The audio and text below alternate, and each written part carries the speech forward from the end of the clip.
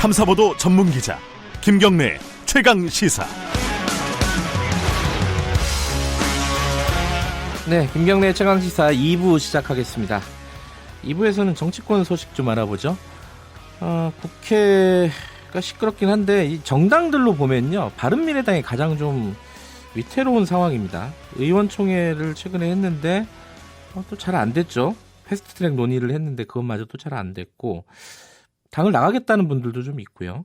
제3지대론을 또 얘기하시는 분들도 있습니다. 이게 어떻게 되고 있는지 이른바 제3지대론 주장하고 계신 분입니다. 바른미래당 박주선 의원님 연결해 보겠습니다. 안녕하세요. 네, 안녕하십니까.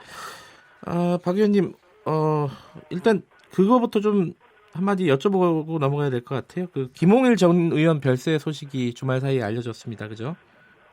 네네. 좀 개인적으로도 좀 안타깝습니다. 인연이 있으시죠? 네. 제 잘 알죠. 알고 예. 참 민주주의를 이루어가는 과정에서 네. 가장 큰 헌신과 희생의 대명사가 아닌가 싶은데 네. 결국 그 고문의 후유증을 이겨내지 못하고 세상을 떠서 너무 안타깝습니다. 예. 관련된 소식은 3부에서 저희들이 따로 좀 진행을 할 거고요. 정치권 소식, 바른미래당 얘기 좀 본격적으로 나눠보겠습니다. 그 박 의원님이 주장하시는 제3지대론이요. 이게 정확하게 뭐고 어떻게 진행되고 있는지 좀 먼저 간단하게 좀 말씀해 주세요. 우선 저희 지금 바른미래당이 네. 지지층이 또 지역 또 세력이 분열이 돼 있어가지고 네. 지지율이 갈수록 좀 떨어지고 있습니다. 네. 그런데다가 지금 말만 교섭단체지 지금 파울 좋은 교섭단체예요. 네. 지금 이미 민평당에 가서 우리 당적을 가지면서도 활동하신 분도 계시고 네. 다음 건도 정지되고 또 활동도 안 하신 분도 계시고 그런데 24명 교섭단체가 바른정당계 국민의 정당계가 사사건건 부딪히니까 저희 원래 당이라는 게 의견을 같이 한 사람은 무리인데 네. 저게 어떻게 무리를 형성할 수 있겠느냐. 네. 그래서 저 당이 출범할 당시에 국민께 국회 약속했던 이념의 정치를 이제 벗어나서 네. 이제 실용, 중도, 민생 가치를 가지고 거대 정당의 대안의 역할, 대신 역할을 하겠다고 그랬는데 그 역할을 하겠느냐. 네. 결국 이 정계 개편 와중에서 소멸이 되고 해체가 되지 않겠느냐 하는 국민적 시각이 있는데다가 언론도 자꾸 그런 식으로 보도를 하고 있기 때문에 네. 내일 모레 없어질 당에 대해서 국민이 누가 지지를 하겠습니까? 그렇기 때문에 우리가 반드시 제3정당의 중도 실용 민생정치는 필요하다는 것이 국민적 공감대가 이루어져 있기 때문에 예. 저희 바른미래당이 주로 해서 제3지대에서 빅텐트를 쳐서 이 3정당의 역할에 동조하신 분들을 모아가지고 함께 하자는 이런 주장인데 그 1단계로 예. 국민의당을 함께 했다가 지금 탈당을 해가지고 민주평화당을 만든 분들이 지금 함께 하자고 그러거든요. 예. 그러면 이제 원래 바른미래당을 같이 했어야 할 분들이기 때문에 이분들이 들어오게 되면 바른미래당도 커지게 되는 거죠. 예. 그래서 저는 주장을 그렇게 하고 있습니다. 그러면 민주평화당하고 바른미래당하고 당대당 통합을 말씀하시는 건가요? 구체적으로 얘기하시면? 그것은 이제 실무선에서 네. 통합의 방식과 절차를 논의하게 가면 예. 당대당 통합이 될 수도 있고 신설 합당도 될 수도 있고 그런 생각이 좀 들고요. 그다음에 이제 물고기를 잡으려면 그물을 쳐야 된 것처럼 네. 제가 볼 때는 더불어민주당도 친문과 반문의 대전쟁이 아마 곧 예고가 되지 않나 싶은데 예. 그래서 엑소도스, 대량 탈출 사태가 벌어질 것으로 저는 보고 있습니다. 그러면 그런 분들은 반문 정서를 가지신 분들이 대부분일 텐데 네. 그분들과 함께 또 빅텐트 안에서 모이면 네. 그야말로 명실상부한 제3당의 역할을 할 수 있고 지금 자유한국당은 국정농단의 당, 부정부패 정당이라고 그러고 네. 지금 또 더불어민주당은 나라다운 나라를 만든다 하면서도 이번 헌법재판관 임명에서 보듯이 적폐를 본인들은 계속 쌓아가면서도 쌓은지도 몰라요. 그리고 무능해가지고 나라가 지금 어떻게 돼가고 있습니까? 그래서 이 역할을 대신하는 정당은 그 어느 때보다도 꼭 출연해야 할 적기가 지금이다. 저는 그렇게 생각합니다. 그렇게 보면 이제 몇 가지 이제 질문 드릴 게 생기는데 제일 첫 번째는 손학규 대표 거취 문제예요. 지금 일부 최고위원들은 이제 사퇴를 주장하고 있지 않습니까? 그 박주선 의원님은 어떻게 말씀하십니까? 이 손학규 대표의 거취에 대해서? 손 대표께서 사퇴를 하는 것이 능사가 아닙니다. 사퇴를 주장하려면 네. 손 대표가 지지율을 깎아먹는 또는 지지율을 다 올라갈 수 있는 지지율이 올라갔는데 손 대표가 잘못해서 깎아먹었다 한다면 모르지만 네. 지금 4% 5% 지지율을 갖고 있는 정당에서 지금 차관원에 보궐선거 할 때 3.57% 얻었는데 오차 범위내에서 똑같은 당의 지지율을 얻은 거예요, 사실은. 그런데 네. 이제 손 대표가 본인 입장에서 사퇴를 한다 할지라도 네. 대안을 내놓고 사퇴를 하더라 이렇게 이야기를 할 텐데 네. 대안도 없이 대책도 없이 전략도 없이 무조건 사퇴하고 그 자리에 내가 들어가겠다 이런 식의 생각을 갖고 있는 분들 사퇴 주장은 용납하기가 어렵고 네. 민주당의 예를 들어서 좀 그러긴 합니다만 2015년도에 보궐선거에 패배해가지고 당시 문재인 대표 사퇴를 얼마나 주장을 하고 그랬는데 끝내 사퇴를 안 했는데 네. 나중에 가서는 혁신위원회를 출범시키고 김종인 전 대표를 모셔고 그래가지고 또 네. 선거에서 굉장히 또 큰 승리를 했지 않았습니까? 예. 그래서 대표가 사퇴하는 것은 굉장히 무책임한 일이고 앞으로 우리 당의 진로와 또 당의 지지율 제고와 관련해서 어떤 역할을 할 것인지에 대해서 보관과 비전을 제시하라. 그리고 반대파 사퇴를 주장하는 분들도 사퇴를 한 다음에 어떤 식으로 이 당의 지지율을 제고를 해서 전략이나 대응책이 전개가 될 것인지 그 네. 내용을 내놔라. 그래가지고 당내에서 심도 있는 토론을 하자 저는 그런 주장을 하고 있습니다. 그런데 지금 이제 혁신위원장으로 사실 정명국 의원에게 좀 제안을 하지 않았습니까? 근데 그 사실상 거절을 한 상황이잖아요.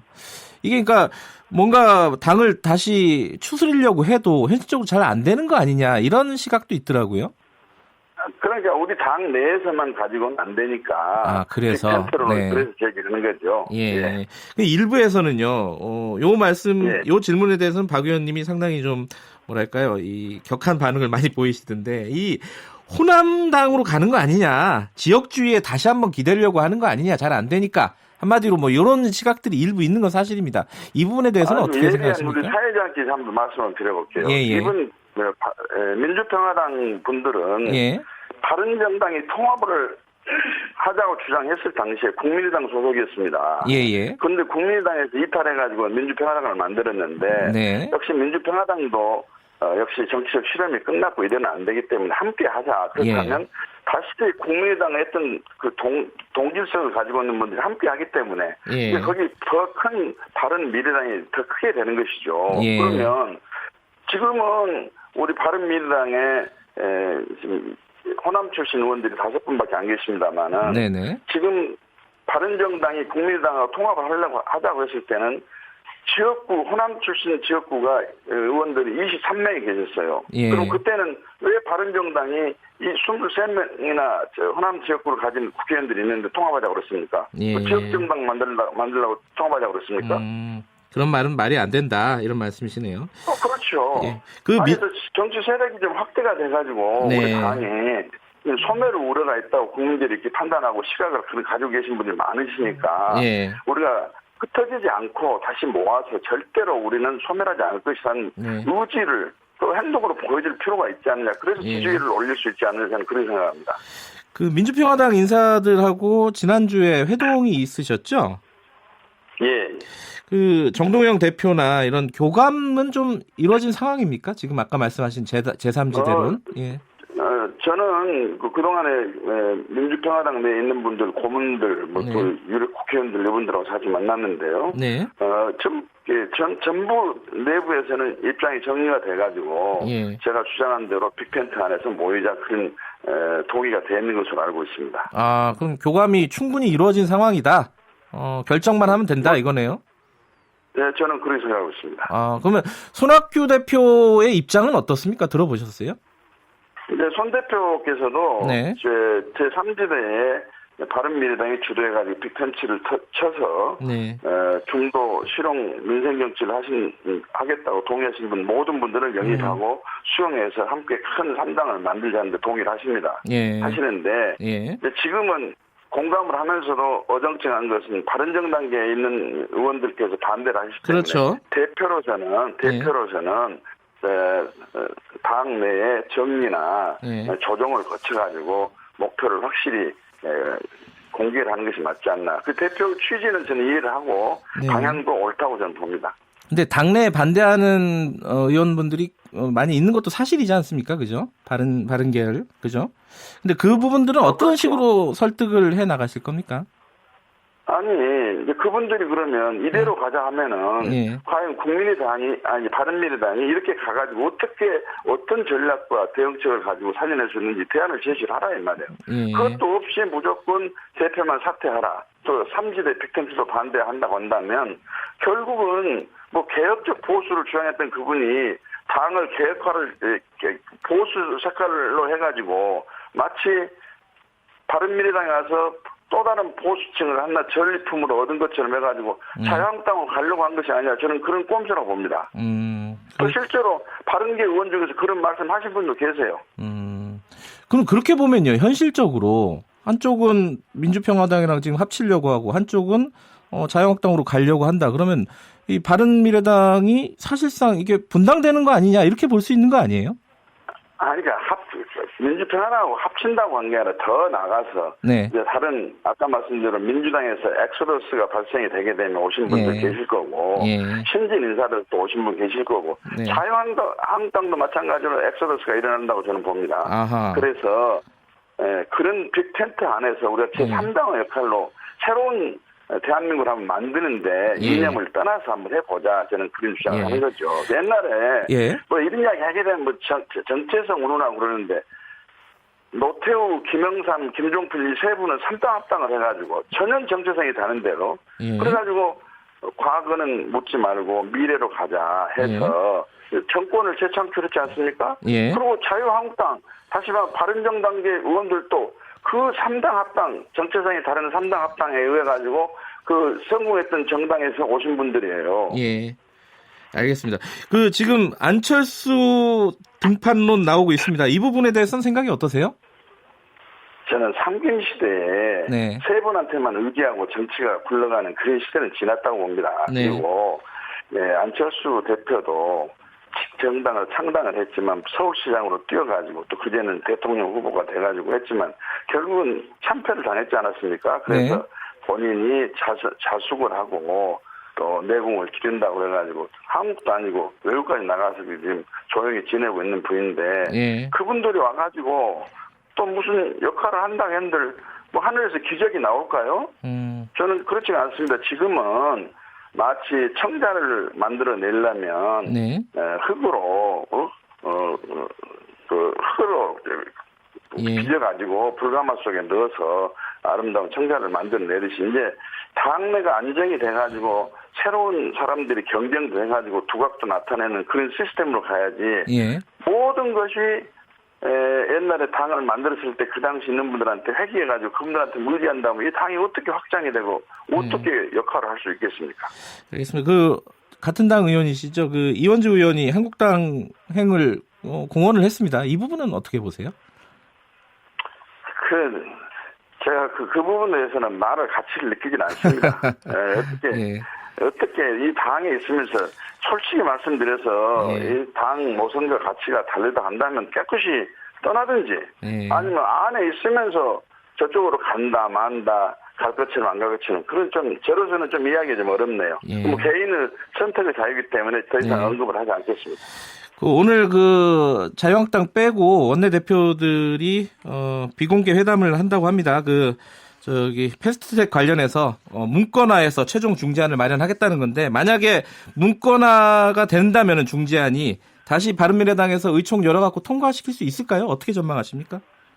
저는 통과시킬 수 있다고 보고 통과를 시켜야 한다고 봅니다. 이게 패스트트랙에 올려놓는다는 것은 그 안건을 지금 선진화법 때문에 논의가 자체가 안 돼버리니까 일단 논의로 대상으로 삼지 않은 것이지 그 패스트트랙에 올려놓은 안건을 본회의에서도 패스트트랙에 동의한 모든 의원들이 전부 다 찬성표를 던진다 그런 뜻은 아닙니다. 그렇기 때문에 일단 논의를 하기 위해서 다시 말하면 선진화법의 좀 여러 가지 문제점을 조금이라도 보완하는 제도가 패스트트랙 제도거든요. 네. 근데 그게 안건 올려가지고 논의를 하자는데 그걸 반대할 이유가 없다고 생각합니다. 저는 개인적으로 예. 공수법 같은 경우는 저 동의하지 않습니다만 네. 논의의 대상은 될 수가 있다. 그래서 패스트트랙 올리는 것을 찬성을 하고 네. 그다음에 저희 당에도 이걸 뭐 당론으로 정해가지고 3분의 2 이상의 의원들이 동의를 해야 된다는데 그것은 당헌상 그렇게 규정이 안 돼 있습니다. 예. 당론으로 정하지 않고 의원총회에서 네. 원내 의사일정의 운영에 관한 사항이기 때문에 네. 과반수만 찬성을 받으면 할 수가 있습니다. 예. 마지막으로요. 간단하게 이 제3지대를 만드시면은 한 규모가 어느 정도라고 될 거로 최소 이렇게 예상하시는 게 있으신가요? 아니 적어도 민주평화당이 들어오게 되면 국회의원 숫자만 하더라도 43명이 되지 않습니까? 네. 거기다가 또 무소속 나가신 분 오시면 45명이 되고 아까 엑소더스가 일어나게 예. 되면은 굉장히 큰 숫자가 된다고 저는 보고 예. 한국 정치판이 난장판에서 이제는 정말로 개혁판으로 안정판으로 간다 저는 그렇게 생각합니다. 알겠습니다. 오늘 말씀 감사합니다. 네, 고맙습니다. 바른미래당 박주선 의원이었습니다.